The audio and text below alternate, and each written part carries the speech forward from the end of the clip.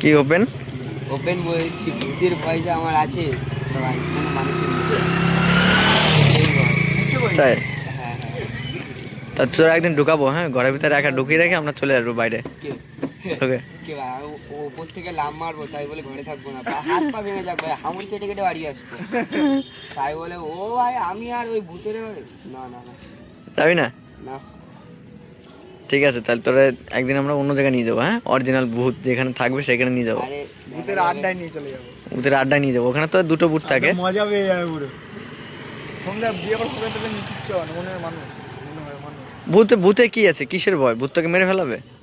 ভূত মেরে ফেলবে কিনা জানি না ভাই, কিন্তু আরে শুনেছি অনেক লোকের কাছে অনেক কিছু শুনেছি ভাই, ভূত নাকি গায়ে মুতলে নাকি মারা জ্বর হয় 1 সপ্তাহ ভাই। তাই?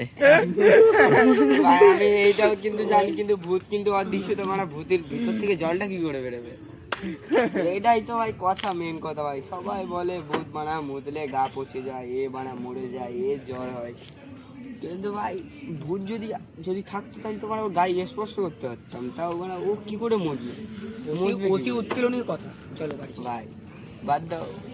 বাদ দেবো? হ্যাঁ দাও। তার ভূতের সঙ্গে একবার সাক্ষাৎ করেই আয়। না না থাক, আমার ভাই এমনিটাই ভূতের কথা শুনেছে তাই ভাই বাড়ি চেষ্টা এরকম করে দাও।